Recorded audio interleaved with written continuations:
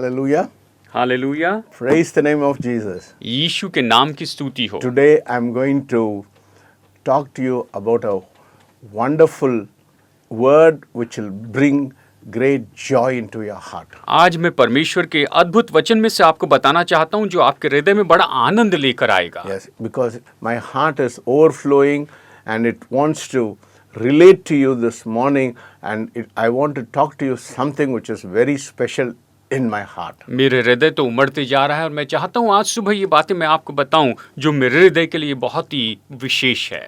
You are chosen by God. आपको परमेश्वर ने चुना है। You are very important to the Lord Jesus Christ. आप प्रभु यीशु मसीह के लिए बहुत ही महत्वपूर्ण हैं। I want to relate a very important incident which took place in my life. मेरे जीवन में जो बहुत ही महत्वपूर्ण घटना हुई है वो मैं आपको बताना चाहता हूँ। About a few years back, कुछ साल पहले I was traveling from Bhopal to Chennai. मैं भोपाल से चेन्नई आ रहा I था। was standing at the railway station in Bhopal station. मैं भोपाल में रेलवे स्टेशन पर था It was the month of December. और ये तो दिसंबर महीने का समय था। As you know, Bhopal gets very cold during December. और जैसे कि आप जानते हैं कि दिसंबर के महीने में भोपाल में बहुत ज़्यादा ठंड पड़ती है। I was wearing a shawl और मैं एक शॉल पहने हुए था just to cover the cold. कि बस जैसे तैसे सर्दी से बच सकूं। And I was standing and I was waiting for my train to come at about 5 o'clock in the morning. और मैं वहाँ पर राह देख रहा था जो मेरी ट्रेन सुबह 5 बजे आने वाली थी। And as I was standing, और जब मैं वहाँ पर खड़ा था I saw a beggar who was roaming around that place. मैंने एक भिखारी को देखा जो उस प्लेटफॉर्म पर यहाँ वहाँ घूम रहा था। He was shivering with cold. वो तो सर्दी के मारे ठंड के मारे कपकपा रहा He था was very dirty and he was very filthy, और वो तो बहुत ही गंदा था, बहुत ही मैला था and he was also limping, और वो लंगड़ा रहा था and he was begging. He was going to everyone and he was begging. और वो तो सभी के पास जाकर कुछ भीख मांग रहा था। But he was shivering so much because of the cold, लेकिन सर्दी के कारण वो कपकपा रहा था because he was not wearing anything to cover his cold. और उसने वहाँ पर ठंड से बचने के लिए कुछ भी नहीं पहना था। So a great compassion filled my heart, मेरे हृदय में बड़ी करुणा आई and I took the shawl from my shoulder and I covered him with that shawl. मैंने अपनी जो शॉल जो पहनी थी उसे उतार कर उसे उस शॉल से ढक दिया। And that beggar was very thankful and he was very grateful and he looked at me. और वो भिखारी जो था वो बहुत ही खुश हुआ और बड़े आभार भरी दृष्टि से उसने मेरी ओर देखा। And I got him a cup of tea so that to get him out of that cold. और मैंने उसके लिए एक कप चाय खरीद के उसे दी ताकि जैसे तैसे उसे थोड़ी गर्मी मिले, उसको ठंड महसूस ना हो। And I asked him to go and sit in a place where so that he can get shelter from the cold. और मैंने उससे कहा कि एक जगह पर जहाँ पर छत हो ऐसी जगह पर जाके बैठ जाइए ताकि वहाँ पर आपको सर्दी ना हो। I do not know whether he understood me or because I don't think he was mentally strong also. और मुझे पता नहीं क्या वो मेरी बात को समझ पाया नहीं, मुझे लगता है वो दिमागी रूप से उतना मजबूत भी नहीं था। One thing happened to me. लेकिन एक बात मेरे अंदर हुई। The Lord spoke to me that very moment. उस पल प्रभु के आत्मा ने मेरे दिल से कहा। He said, from this year I'll be your Emmanuel. इस साल से मैं तुम्हारा इम्मानुएल रहूंगा। Emmanuel meaning God with us. Emmanuel का अर्थ है परमेश्वर हमारे साथ। At that moment I did not understood the import of that word from God. और उस समय परमेश्वर का ये जो वचन था इस वचन के महत्व को मैं नहीं समझ पाया। But that year great miracles started happening in my life. और उस साल मेरे जीवन में बहुत ही महान काम होने लग गए। I knew that the Emmanuel was with me. और मैंने जाना कि वो इम्मानुएल मेरे साथ हैं। And great miracles were happening in my life. और मेरे अपने जीवन में बड़े महान काम होने लग गए। People came under the powerful anointing of God. और लोग तो परमेश्वर के सामर्थ्य अभिषेक में आ गए। A 14-year-old girl in Dhar, she was so anointed with the Holy Spirit. धार में 14 साल की छोटी सी बेटी वो पवित्र आत्मा के अभिषेक से इतनी भर गई। When I touched her, she was filled so much with the power of God. I felt like electricity passing through my hands. जब मैंने उसे छुआ तो वो परमेश्वर की पवित्र आत्मा की सामर्थ से भर गई और मुझे ऐसा लगा कि मेरे हाथ से बिजली निकल रही है। And she was seeing an open vision of heaven. और उसने स्वर्ग का खुला दर्शन देखा। She saw the chariot of God and Jesus coming down to her. उसने परमेश्वर के रथ को देखा, परमेश्वर को देखा और यीशु इस पृथ्वी पर आ रहे इस तरह से देखा। She had that vision for nearly 6 hours. और उसने लगभग 6 घंटे तक ये दर्शन पाया। And after that, many young girls were filled with the power of God, and God demonstrated His power in a very powerful way. और उसके बाद परमेश्वर ने बहुत ही सामर्थ्य रीति से छोटी बेटियों को, छोटी छोटी बच्चियों को परमेश्वर ने वहां पर अपनी सामर्थ्य से भर दिया और बड़े सामर्थ्य काम उनके द्वारा किए। Many people came to the knowledge of the Lord Jesus Christ. और अलग अलग बहुत से लोग प्रभु यीशु मसीह के ज्ञान में आ गए। Then I understood what the meaning of Emmanuel meant to me. और तब मैंने समझा कि इम्मानुएल शब्द का मेरे लिए क्या अर्थ है। And I knew that the living Savior was with me that whole year. और मैंने ये जाना कि जीवित उद्धारक पूरे साल भर मेरे साथ हैं। I witnessed a great miracle, my friend, that Emmanuel is always going to be with you this Christmas season. मेरे दोस्तों, इस क्रिसमस के समय में वो इम्मानुएल हमेशा आपके साथ में रहेंगे।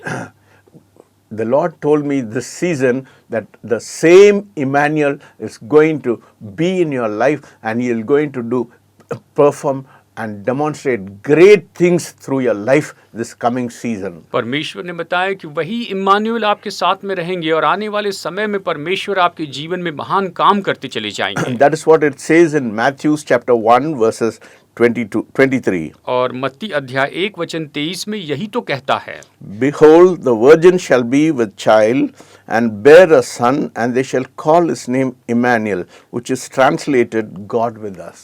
देखो, एक कुंवारी गर्भवती होगी और एक पुत्र जनेगी और उसका नाम इम्मानुएल रखा जाएगा, जिसका अर्थ है परमेश्वर हमारे साथ। How would you like the God of heaven and earth to be with you? आप कितना पसंद करेंगे कि स्वर्ग के परमेश्वर, आकाश पृथ्वी के बनाने वाले परमेश्वर आपके साथ में हो। Do you know the Lord is interested in your life? क्या आप जानते हैं कि परमेश्वर आपके जीवन में दिलचस्पी लेते हैं? You may be, I don't care what caste or what religion you belong to.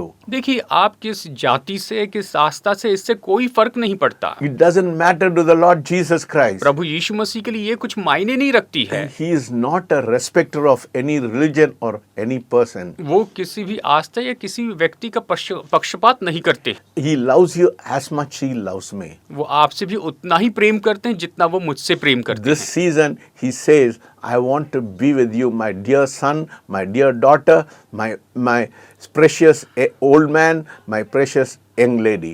और इस समय वो आपसे कहते हैं, मेरे बेटे, मेरी बेटी और मेरे, जैसे कि आप बुजुर्ग व्यक्ति हैं या फिर आप वयस्क स्त्री हैं, वो कहते हैं कि मैं आप सबसे प्रेम करता हूँ। How wonderful it will be if the Lord Jesus Christ is always with you. और अगर प्रभु यीशु मसीह हमेशा आपके साथ में हो तो ये कितनी अद्भुत बात होगी। God wants to, that is the will of God, that is the heart of God. He always wants to reside with you. और यही तो परमेश्वर की इच्छा है, परमेश्वर का हृदय यही है कि वो आपके साथ में हमेशा रहना चाहते हैं। That is what he says, Leviticus 26 chapter. और लेवी व्यवस्था अध्याय 26 में वो यही तो कहते हैं। Let us turn to Leviticus chapter 26. आइए हम देखते हैं लेवी व्यवस्था अध्याय 26 verses 11 and 12.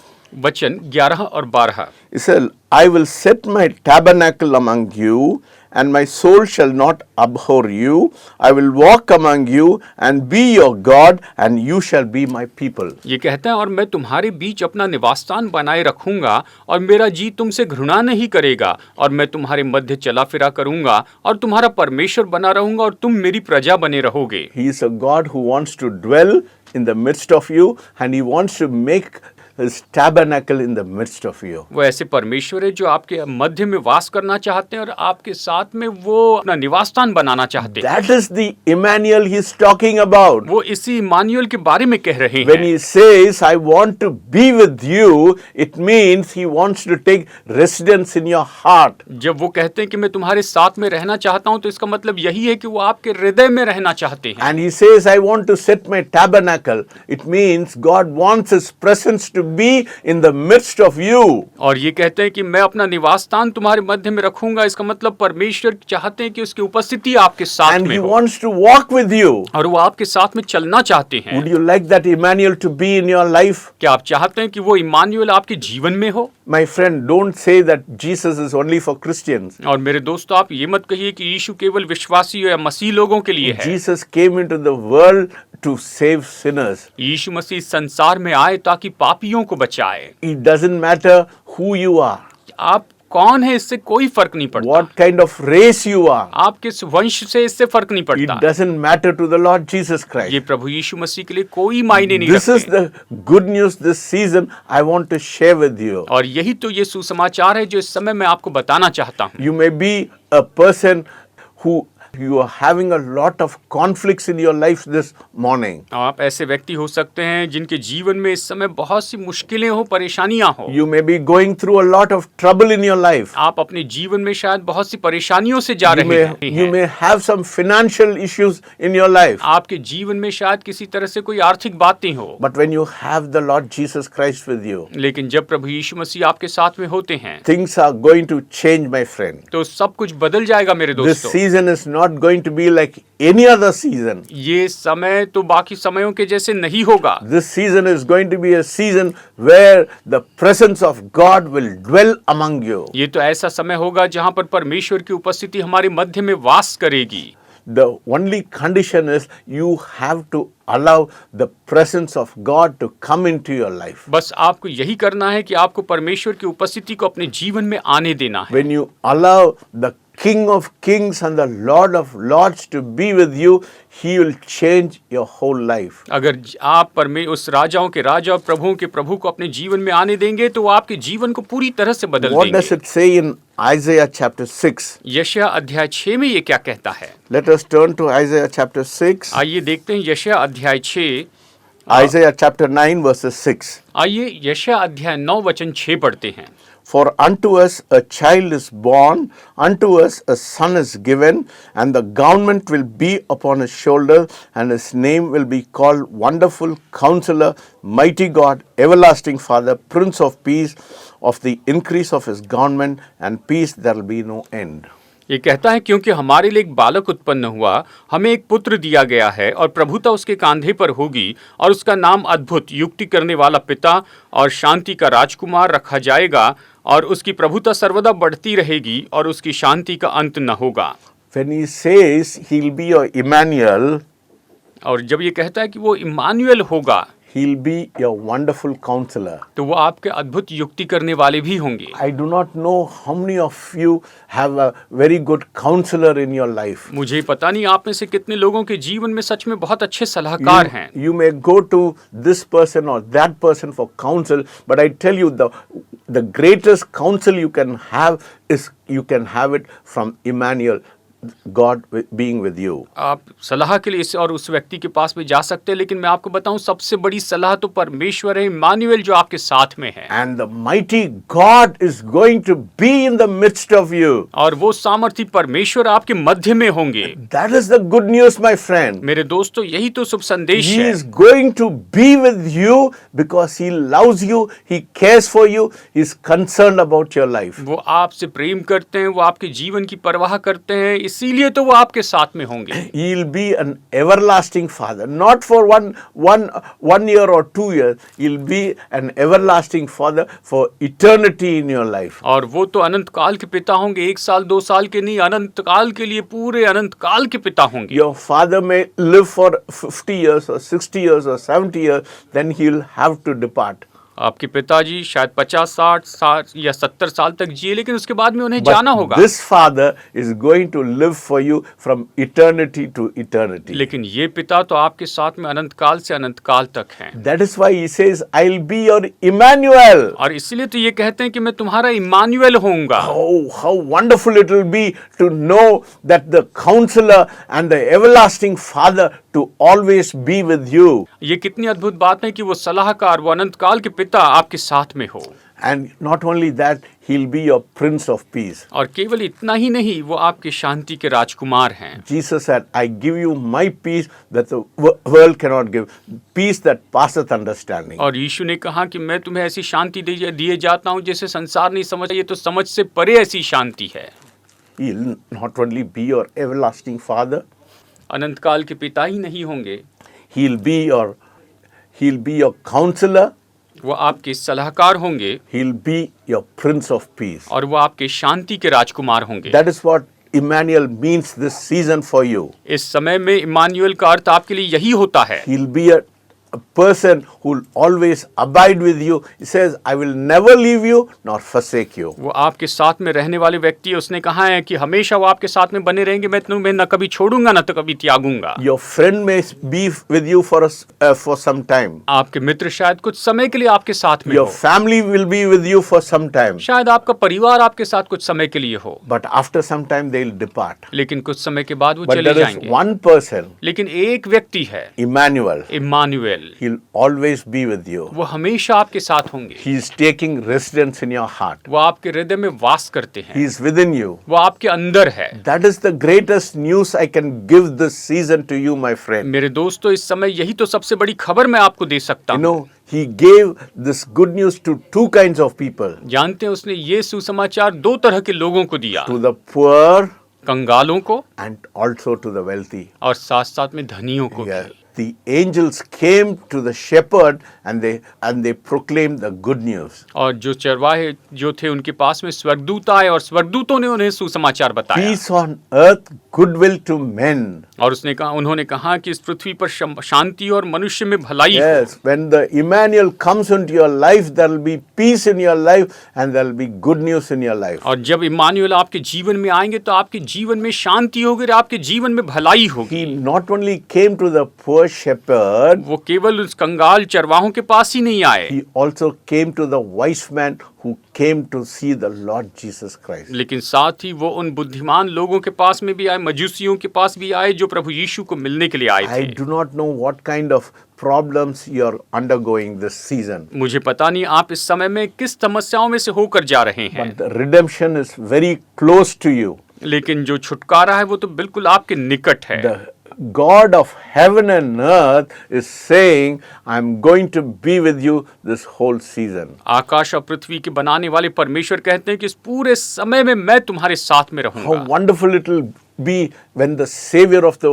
world can come and live and reside with you. और ये कितनी अद्भुत बात होगी कि जगत के उद्धारकर्ता वो आकर आपके मध्य में वास करेंगे और आपके अंदर में आपके साथ रहेंगे। My friend, no other news in this world can be compared to what this good news can give to you. मेरे दोस्तों, ये सुसमाचार आपको जो दे सकता है उसकी तुलना में संसार की दी हुई कोई भी चीज कुछ भी नहीं है। I do not know if any other person who has given you this kind of news to say that the Emmanuel will always be with you. और मुझे पता नहीं क्या किसी ने आपको कभी इस तरह से ये संदेश दिया है कि वो इम्मानुएल आपके साथ में होंगे। If the word of the Lord has touched you this morning, you will be a different person. अगर परमेश्वर के वचन ने आपके हृदय को आज छू लिया है तो आप अलग व्यक्ति You will होंगे। no longer be depressed. आप फिर निराश नहीं You होंगे, will no longer be dejected. आप ऐसे हताश नहीं होंगे, You तिरस्कार will नहीं no करेंगे। longer be unhappy. आप अब ऐसे दुखी नहीं होंगे, You will no longer be depressed. आप निराश नहीं होंगे,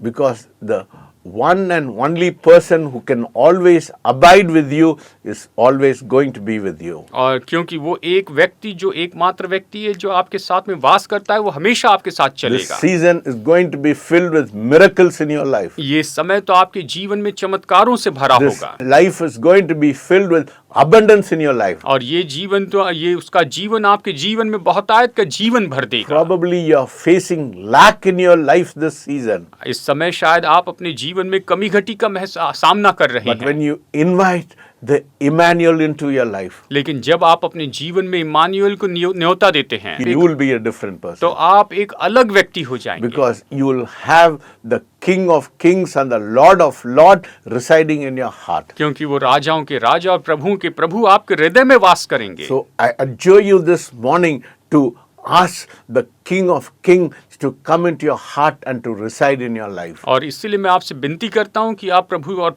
राजाओं के राजा और प्रभु से कहें, प्रभु के प्रभु से कहें कि वो आकर आपके हृदय में वास When करें। he comes into your life, जब वो आपके जीवन में आ जाते हैं, things will change, my friend. मेरे दोस्तों, सब कुछ बदल You जाएगा। will no longer be the same again. आप फिर से पहले जैसे नहीं रहेंगे। A big revolution will take place in your life. आपके जीवन में बड़ी क्रांति आएगी। Your family will change. आपका परिवार बदल Your जाएगा, life will change. आपका जीवन बदल Your जाएगा, relationship will change. आपका संबंध बदल जाएगा, Everything in your life will change. आपके जीवन में सब कुछ बदल जाएगा। Because the one and only one who knows you, who is concerned about you, who will take care of you, is going to be with you. क्योंकि वो एकमात्र जो आपको जानते हैं, जो आपसे प्रेम करते हैं, वही आपके जीवन की परवाह करते हैं, वो आपकी देखभाल Do करेंगे। you want that God to be with you? क्या आप चाहते हैं कि वो परमेश्वर आपके साथ में हो? He is the Lord Jesus Christ. वो तो प्रभु यीशु मसीह हैं। You are the very reason He came into this world to be with you. केवल आप ही के कारण वो इस संसार में आए कि वो आपके साथ में हो। He came for this very reason to show the and reflect the face of God to you. और केवल वही तो एकमात्र कारण है कि वो यहाँ पर परमेश्वर के चेहरे को आपको दिखा सके। That is why Jesus said, "If you've seen me, you have seen the Father." इसलिए यीशु ने कहा, यदि तुमने मुझे देखा है तो तुमने पिता को देखा है। I and the Father are one. मैं और पिता तो एक हैं। God wants you to be one with Him this season. परमेश्वर चाहते हैं कि इस समय में आप उसके साथ में एक हो जाएं। How many of you are thirsting for a miracle? आप में से कितने लोग चमत्कार पाना चाहते How हैं? many of you want to see something wonderful happening in your life? कितने लोग चाहते हैं कि आपके जीवन में कुछ महान काम हो?